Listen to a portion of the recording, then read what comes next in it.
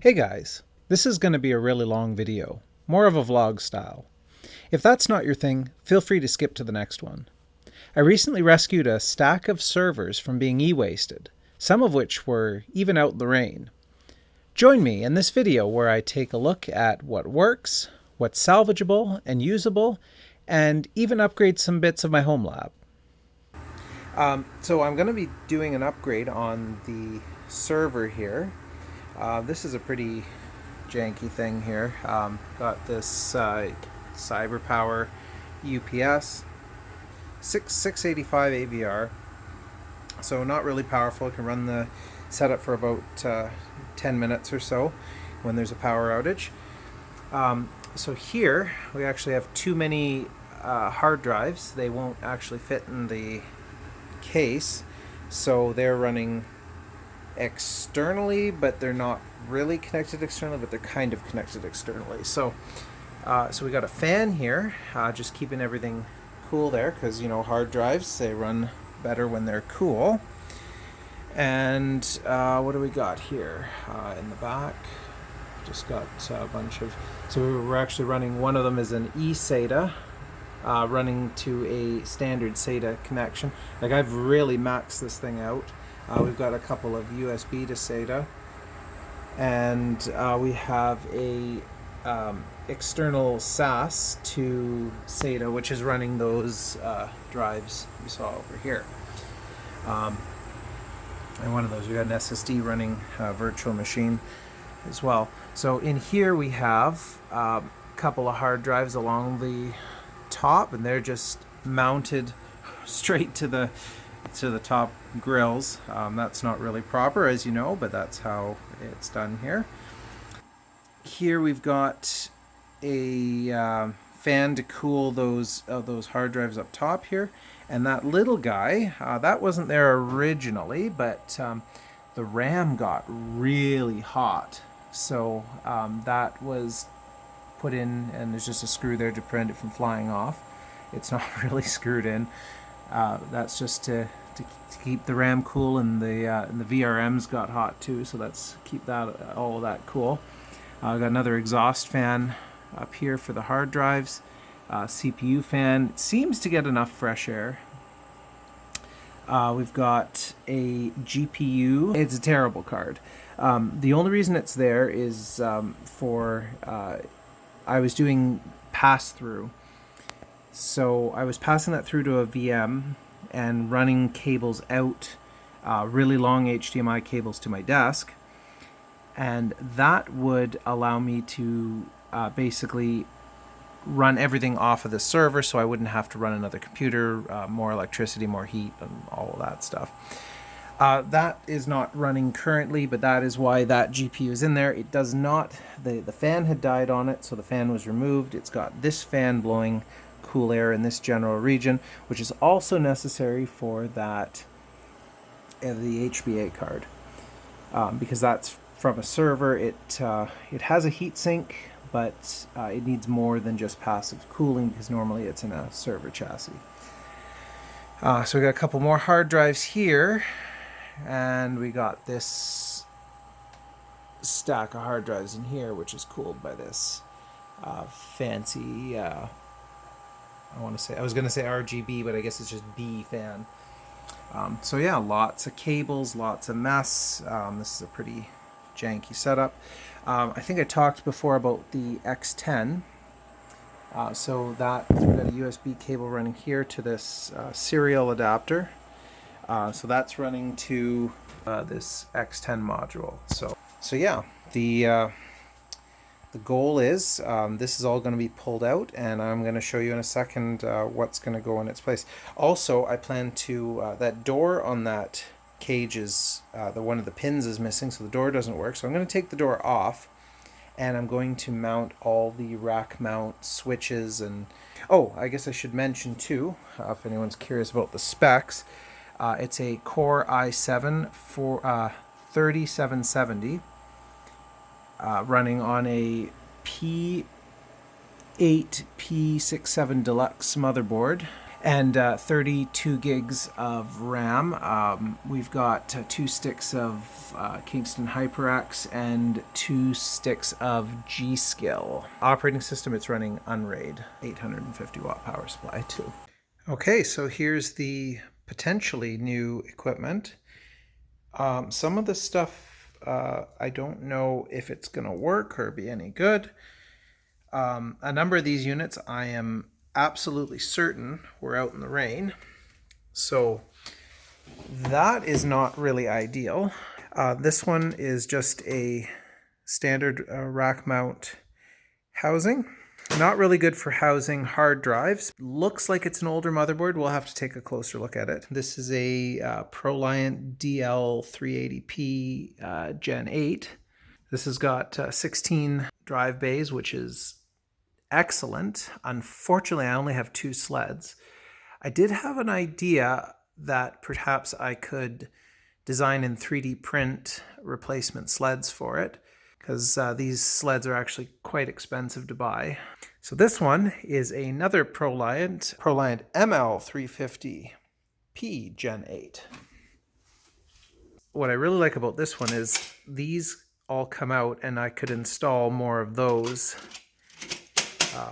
drive enclosures. The next server here, this one looks like it's been out in the rain and even maybe a little bit of mud. I don't have super high hopes for this one.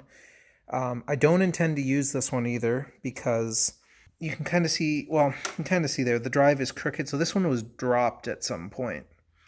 And the backplane in this is actually damaged. So for sure, one of these bays does not work. I suspect the other ones have a sustained damage.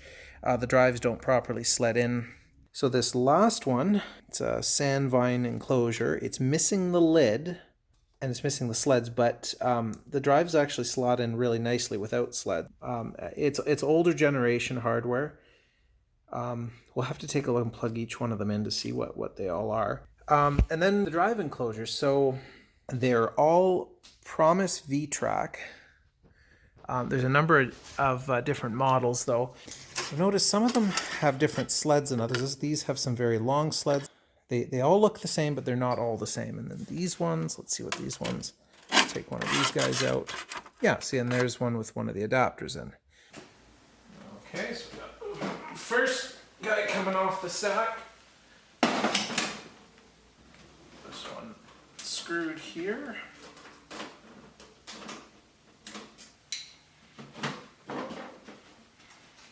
Let's see what's inside here. Okay, so here we have a 2 terabyte hard drive, CD-ROM drive. We knew about that. That's the intake fan, so that's got to be reattached. Looks like the screws for all of that. A crazy amount of SATA ports, and this appears to be some sort of a no-name power supply. Yeah, Vantech fans. So now this thing is really clean, like very little to no dust in here. I don't know if it just was run in a clean environment or if it just didn't spend that many hours running. The motherboard does appear to be Asus. Yeah, there it is there. Holy, yeah, it's an Asus motherboard. I guess you could look that up if you're curious as to the exact specs of it. Dual processors. So we'll have to see what processors these are to see if they're worthwhile keeping, if they're as good or better than the other ones we've got here. We've got all the sticks of RAM populated.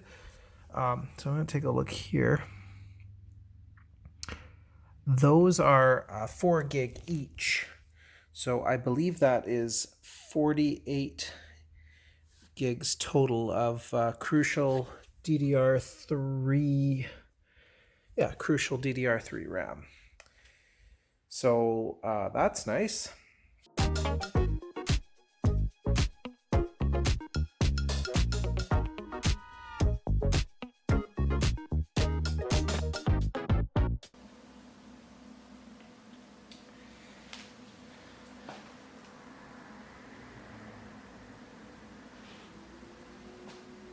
Oh, there we go.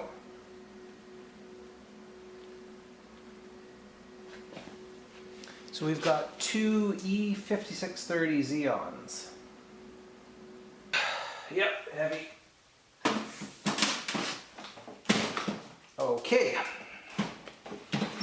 So this is the HP ProLiant, the one with the 16 2.5 inch drive bays. Let's take a look in here.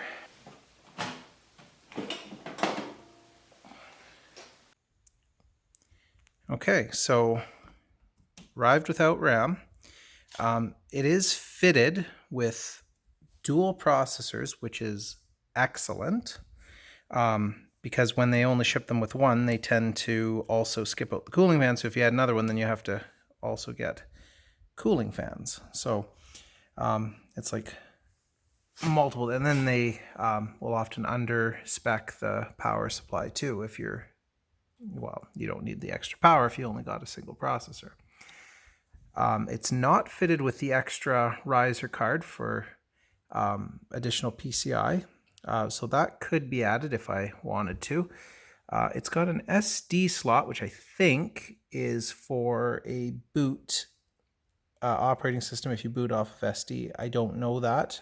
This is a little out of my realm of expertise. You've got your optical disc connector, which we're not using because instead we have the extra 8 hard drive bays. Got a USB header in there, so you could have a boot USB in there, so it's not accessible out the back, so nobody could unplug it. It's got a HBA in there, so half of them are so two lines, so half of them are plugged into the HBA, the other half are connected straight to the motherboard. And yeah, this is unpopulated. I don't know if that's, I mean, it doesn't look like anything's missing, so I presume that's how it's supposed to be. Oh, and there's a battery there for the HBA card, because these likely would have shipped in RAID mode. So we're going to have to see about, if we're going to use that card, we're going to have to figure out how to change it to IT mode for direct access, because we don't want to use the built-in RAID controller. So I happen to have picked these up a while ago. These are out of some piece of Cisco hardware. And I've got quite a few of those. Those are 4 gig sticks. But when I picked up this other equipment, on a whim, I decided to punch in those numbers on this stick, because it doesn't say anywhere with the size of it. And it turns out these are 8 gig sticks, which made me really excited because, well, which makes me really excited now. Well, it made me excited just because the fact that that's a lot of RAM at 8 gigs a pop.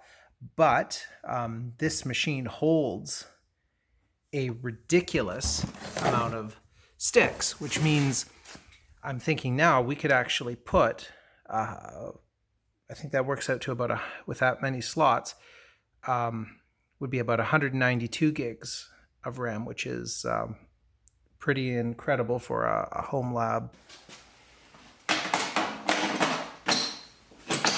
These work. They work really nice. Although this one, oh, there we go. Now it latched. Perfect. Okay, so now we move on to the other HP. Wow, this one's a lot heavier. Oh, goodness, this is heavy. This is like a 2-person mover. Whew. Let's take a look inside here. We're gonna open this guy. Okay. Okay, ouch, out you go. This is neat. So this is obviously designed to be able to accommodate some very long cards. I don't have any fancy 3090s or anything like that to put in. Might put some HBAs or well, maybe some lower end graphics cards, we'll see. Oh, we didn't test the little guy here. We'll have to test both of these when we go next. Okay, so we got one processor here. We've got a spot for a second processor, which is good. I'll have to find a heat sink for this one and then a processor that's matching. Funny enough, I did research at one point. It is possible to add, they don't actually have to be the same processors. There's certain things that have to be the same, but they don't have to be the same model. So they have to be from the same series, I think.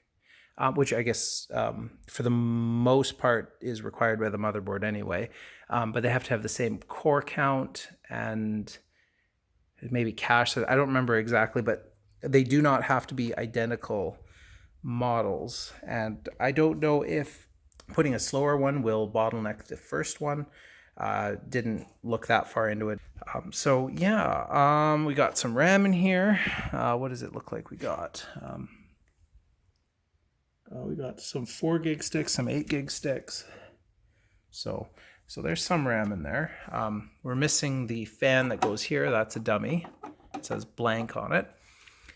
So if we do want to upgrade the processor, probably we're going to have to upgrade the power supply along with the processor, and it likely wouldn't be a bad idea to put another fan in there, especially if we add more drive cages. So this one you can see you can see the SAS connector there. We could add another 2 of them there. Let's put this guy back in. Yeah, this one, I think this is a good candidate to do some upgrades on. Give that a, so we're gonna power both of them up there.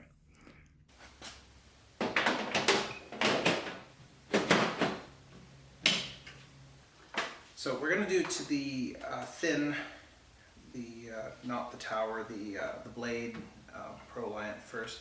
And unplug the second power supply so it doesn't scream at me. So let's see what happens here. Go hit the power button now. Nothing's happening. Let's try again.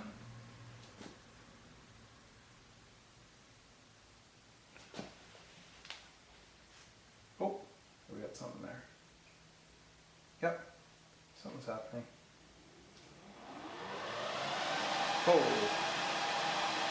Oh, we did not install any RAM. I'm actually surprised it starts up at all.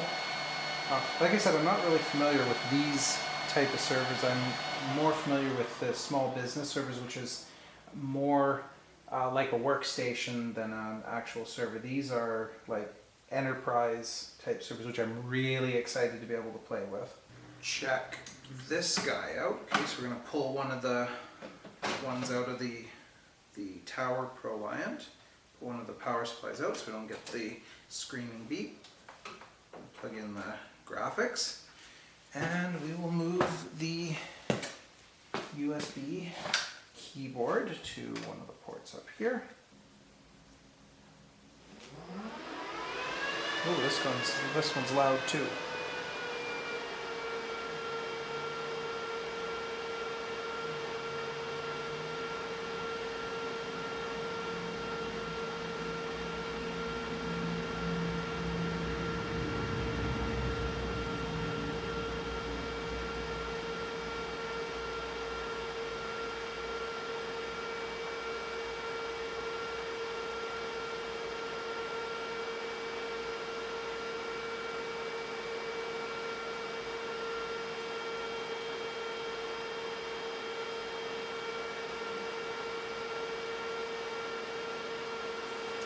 Okay, let's see.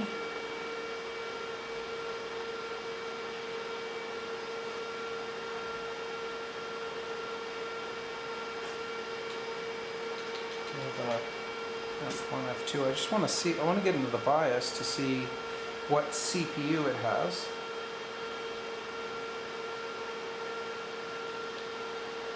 That's pretty cool. These newer sleds. Oh, there we go. E5 2620.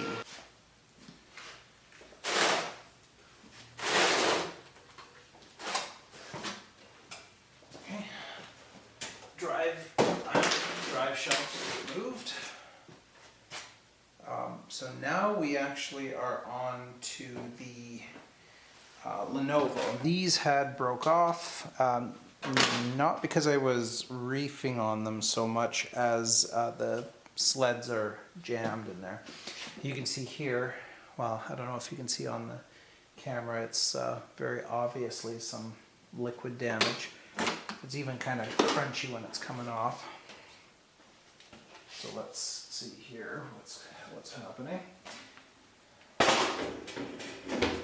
Oh, that's cool. There's a hard drive caddy at the back. Oh, and it's got removable sleds too. Cool. This one is populated with fans. Here, here, here, here, and here, up to here. And these are blanks. So that comes off. So as I'm looking at this, I see that these are DDR4 modules. The back plane, oh, I don't know if you can see that there. Yeah, you should be able to see that there. The back plane is definitely destroyed.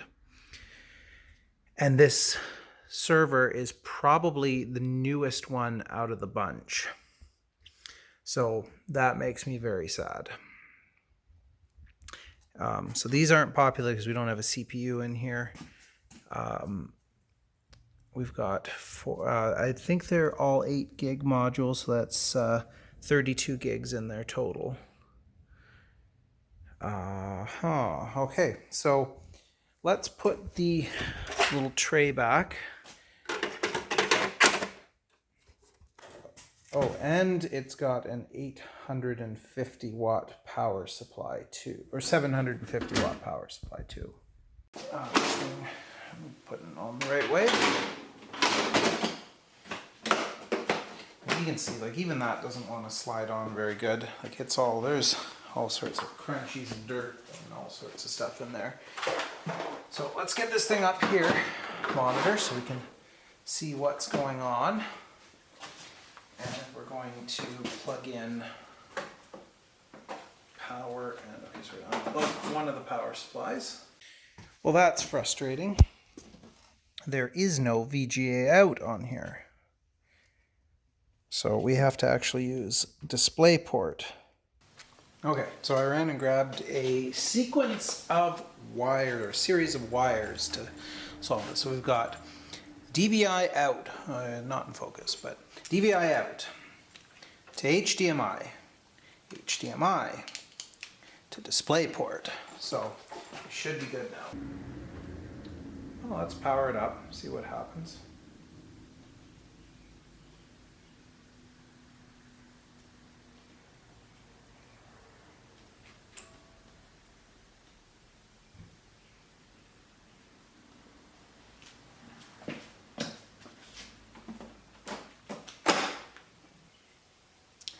This one's complaining about a fault. It's flashing the yellow triangle.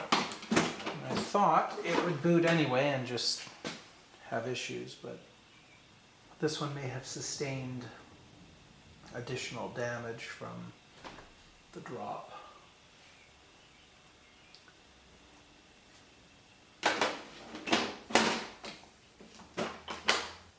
Okay, so I let it sit for a few minutes and still nothing on the screen. The triangle stopped blinking. Oh, now we got something. It looks like this half of the back plane might be okay. No lights on these ones.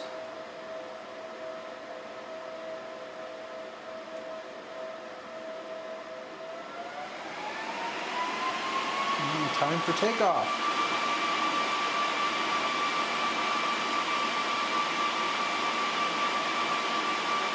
Oh, screen flash. Oh, look, we got something there.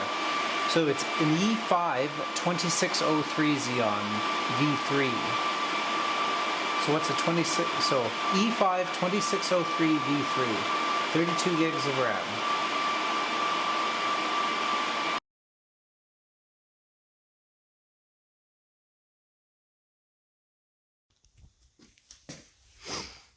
Okay, so this, I don't care so much about the hardware in here. I don't know what it is. I guess I should check what it is.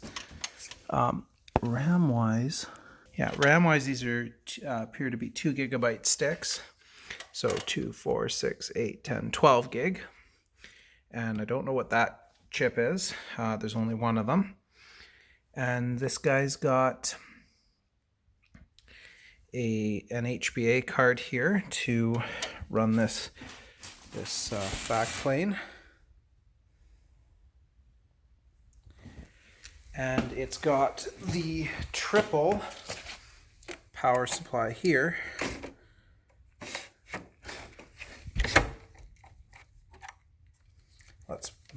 You know what? Let's power this up and let's see what this guy's about here.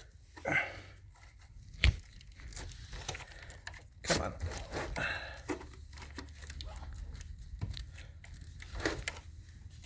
You know what? No, I think the case is a little twisted. That might be the one we keep in. We'll pull these two out so we don't get the screaming beep. So this one we don't have a cover for. I just liked it because I could put 16 drives in the front, although with all these drive cages this might be kind of irrelevant now. There is also a fiber channel card here, and I think these are 10 gig cards. I don't know for certain. That was another thing I wanted to do, is upgrade my workstation and the main data server with 10 gig fiber and connect them with fiber so that I could, because what ends up happening, sometimes I move some very large files around and I'm limited by the network speed. I'm currently on 1 gigabit per second. Oh, there we go. Some red LEDs in there, like they say in the drives.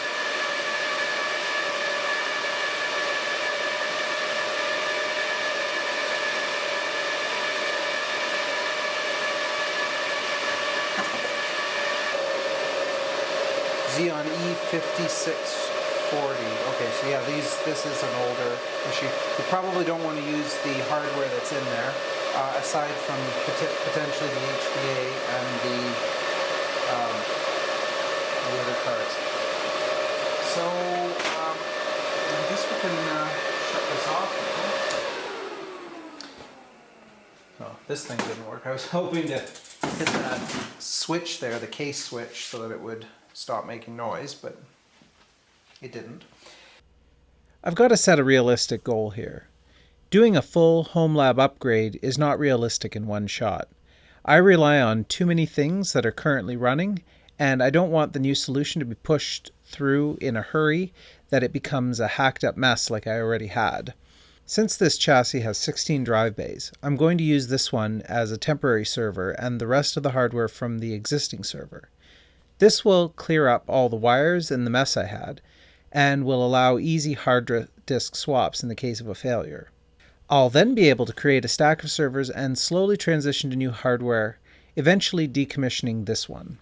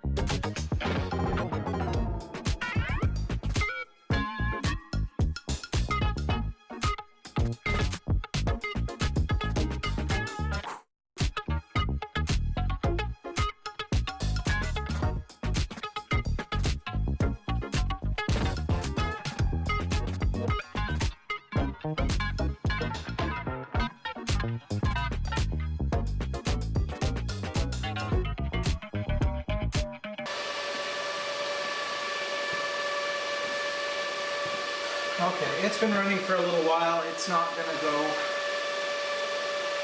So let's try instead. Let's pull out all the excess cards here and see if that changes things.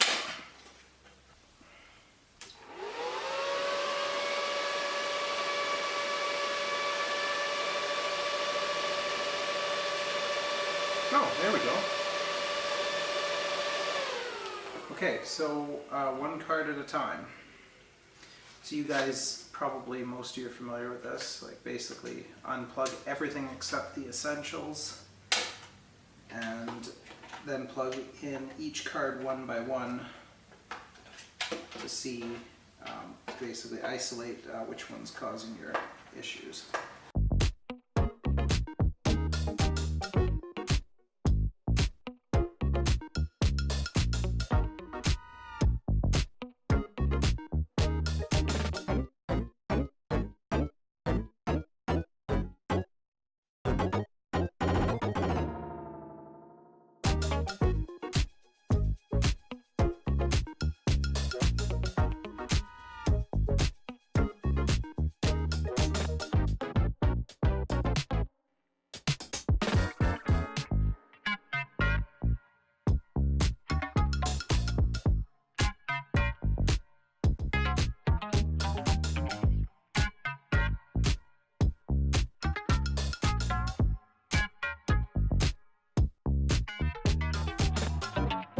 Okay guys, so a weekend has passed and here's where we're at.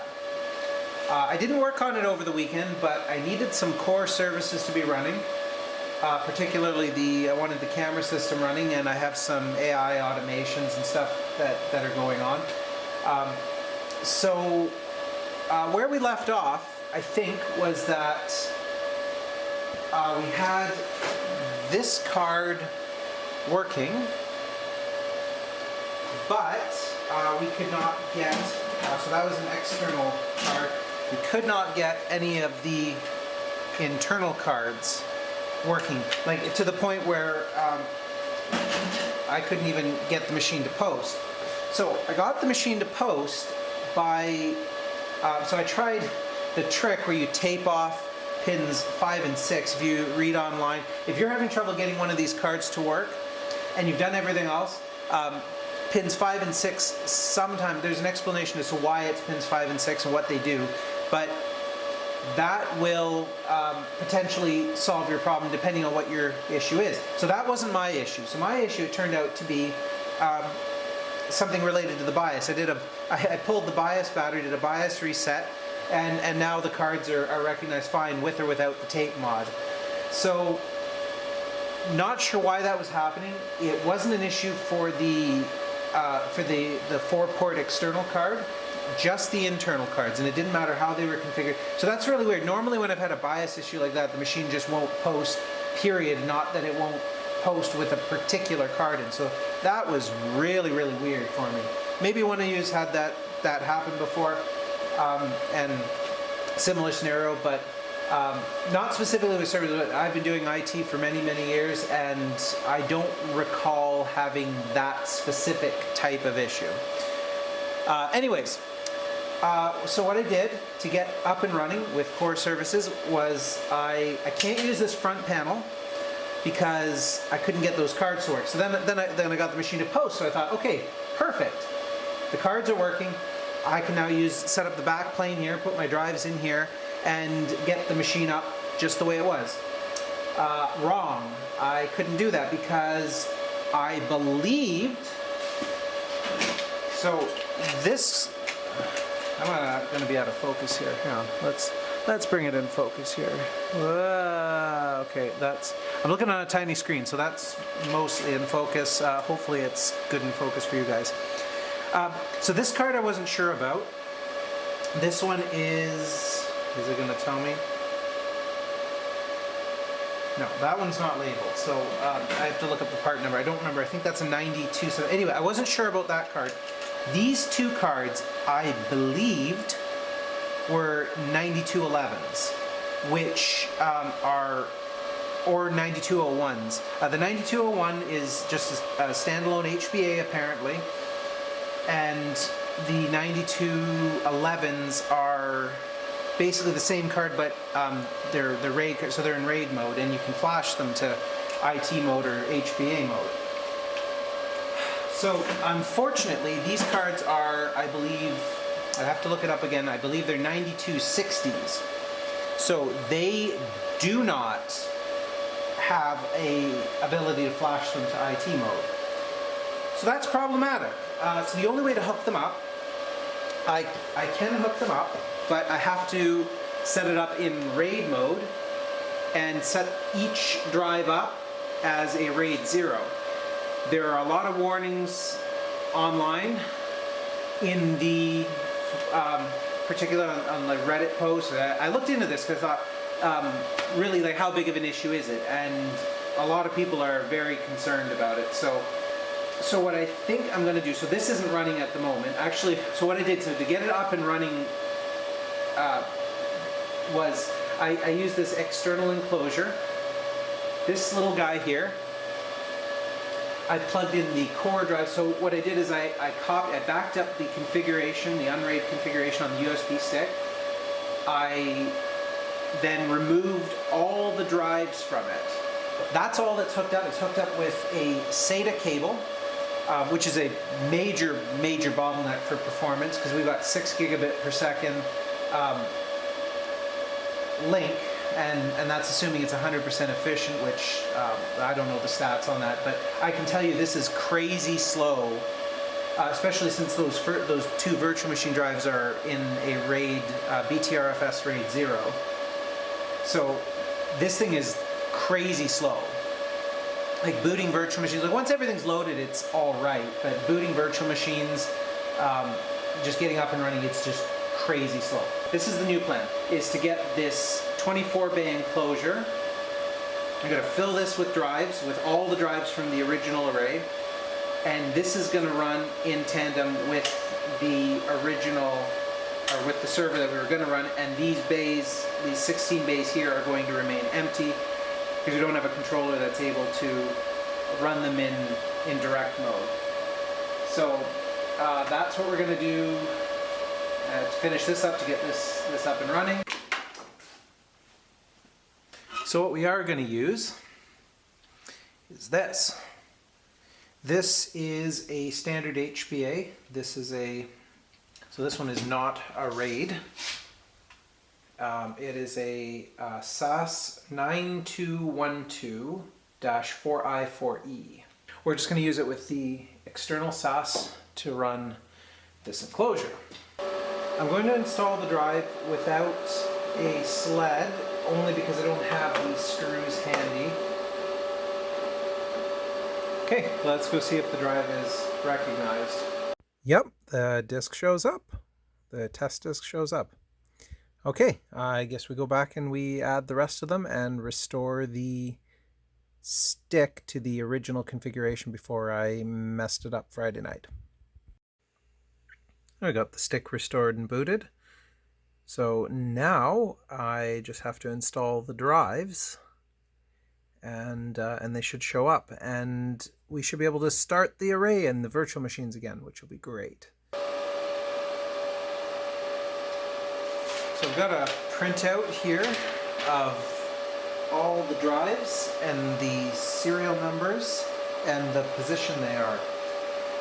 So it's going to be an issue with Parity Disk 1, because that one is the one with the glued power connector. So I think I'm just going to install that directly into the chassis. However, I think I'm actually going to start them off disk 1, 2, 3, 4 to match up with the array in order to easily identify which disk is where. Because that's another thing, because in a disk failure in a cabinet like this, I don't think I can actually, at least with Unraid, I don't think I can actually flash which one has failed. So I would actually have to pull and guess at each one to try to figure out which disk it is, which would be an absolute nightmare. So we're going to go through array disks, 1 through however many we got, and we're going to put parity, I think, in the chassis, in the main chassis. We'll find a spot for them. And the cache discs we'll put in the last two here. Then perhaps the data discs for the VMs, and then we'll start working backwards with just unassigned devices, which, yes, there are some unassigned devices. So that's how we're going to do it.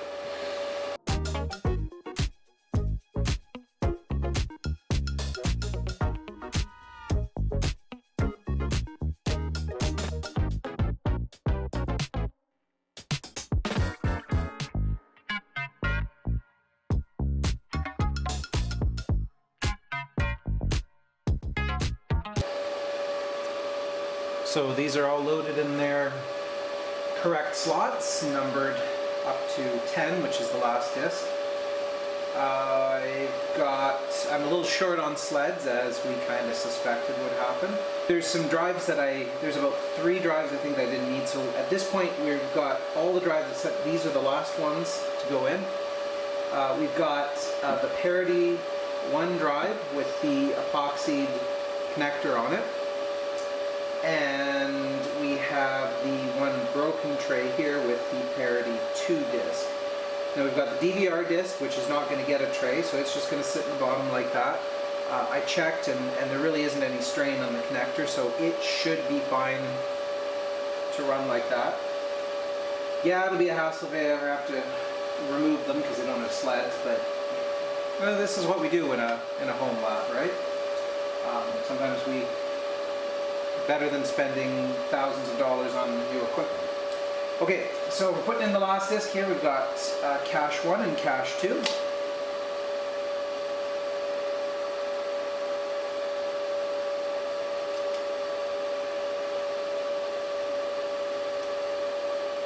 Sufficient, I would think. I would certainly be happy with a solution like that. But there we go. We've got all the drives in, and we just have to get this last Parity disc inside this machine because, like I said, with the epoxy, I'll actually show you up close here. Yeah, it's glued. What happened is the piece broke off, but I had both pieces, so I could, as long as I left them all together, it was okay. And like it's not like sensitive. Like it's not like if you wobble it'll shut off or anything. Like it's solid and everything. It's just, well, a little janky.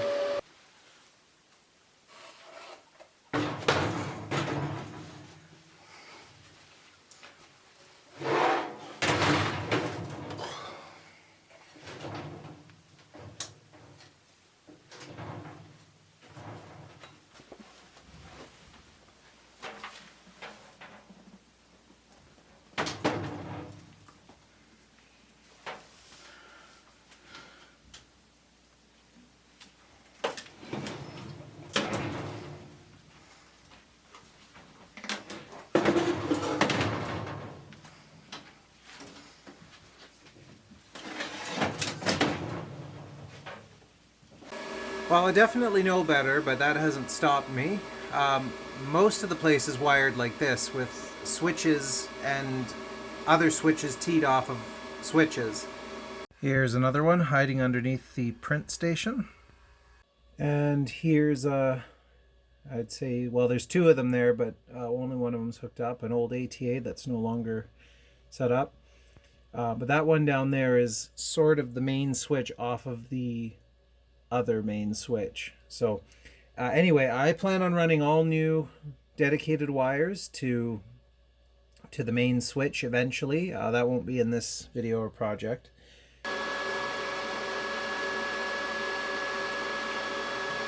So this thing's been running now for a couple of days, and it's running great. I installed a monitor in order to be able to see what's going on for diagnostics. So now I'm going to clean up in front of here, and we're going to remove the door off of this cabinet and clean up inside and get a switch and a router. I've got some Ubiquity gear that I'll show you in a minute. What's a real shame here I've got the key and everything for it, but one of the bottom pin for the door is missing. So these units were getting tossed by a client. The Unify Security Gateway Pro model USG-Pro-4. So we're going to be installing that as the main gateway. And we have the Unified PoE switch model US-16-150W, so I presume it's, yes, 150 watts. These are Unify access points. They are model UAP-AC-Pro. And our router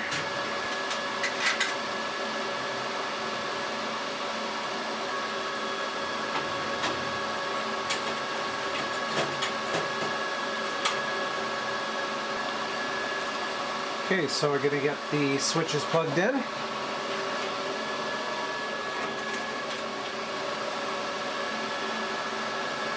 So we have to hold the the reset button for, I believe the documentation said 10 plus seconds.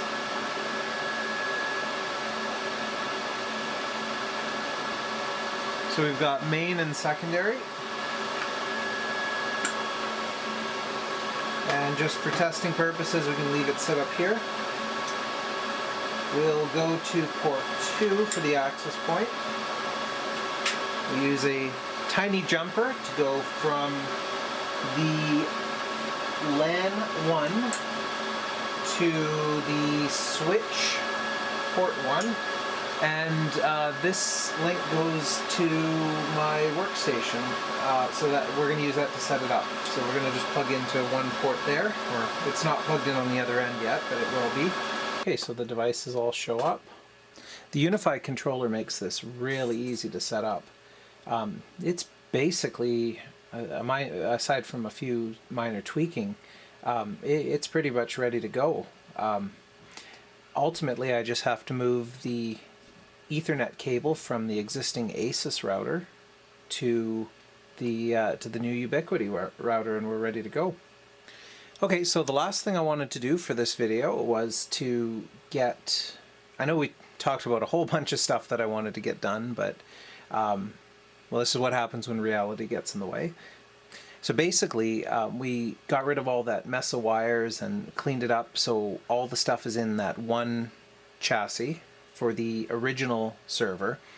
We talked about setting up 2 new servers. I think what's going to happen is I'm going to put the 192 gigs of RAM in the one of the new servers, into the Slim HP blade.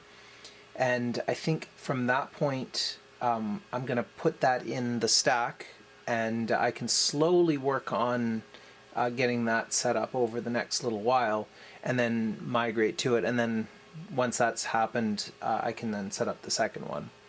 So yeah, I think we made some, not as much progress as we would have hoped, but we made some good progress.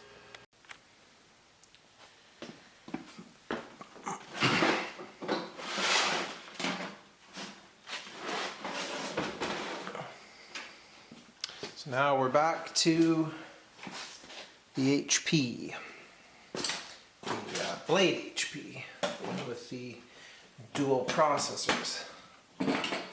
So this one does appear to be the best machine out of, we got that Haswell Lenovo, which probably as a server, as long as we're not using the storage or backplane, because the backplane's damaged, but the server seems to be okay, but we only have 32 gigs of RAM for it. This one, we can put 192 gigs with dual CPUs. This one I think is Ivy Bridge or Sandy Bridge, so it's not quite as new as the Haswell. But I think this is probably the best route to go. So let's get started putting the RAM in.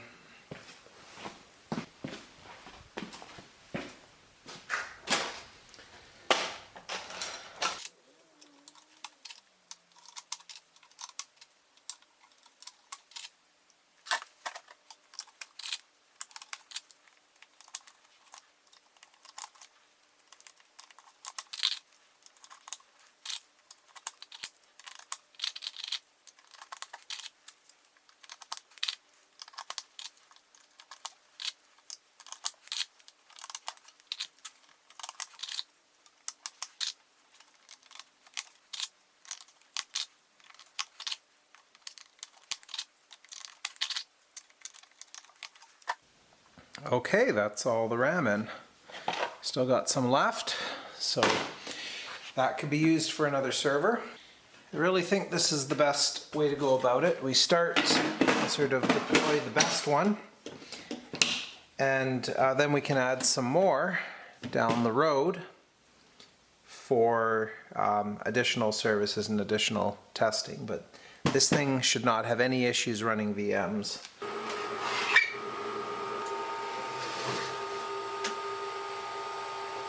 I have officially negated every benefit of running in this server chassis. Can't use the backplane because I don't have a SAS card that can run in IT mode. I am using one power supply because I don't have redundant power sources. I can't use the existing fans because they're so loud. I don't even think I could record voiceovers at my desk. You could probably hear it. And that's in a different room. Yeah, so what we got now, what I hooked up a 120 millimeter to blow over, give the power supply just a wee bit of air there, keep a hard drive cool, pull some air in to cool the RAM and VRMs, and to help move airflow from the CPU as well. And then we've got an exhaust fan there. I've got a little twist tie on the corner holding that in place because it doesn't obviously slot into the proprietary slot. And we've got one last fan here. Has to sit crooked or else the fins hit the little peg there. And that's to keep the HBA card and the GPU cool. So yeah, we have gone full circle, and this thing, I might as well have just left everything in the original chassis and just removed all the cables and hooked it up externally. But I guess you learn as you go. So this is only temporary though. This machine's all going to be replaced anyway. So this is just to keep the core services running, and then I can start setting up the HP blade, and that'll go in next.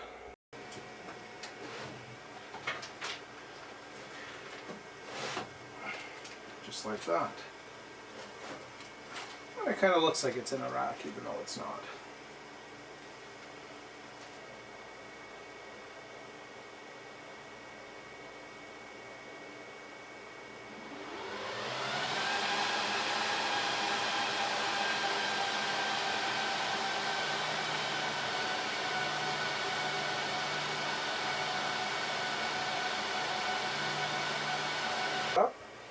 And this one I can set up over time rather than urgently and fastly. Make sure you hit that like, subscribe, bell icon, and I'll see you in the next video.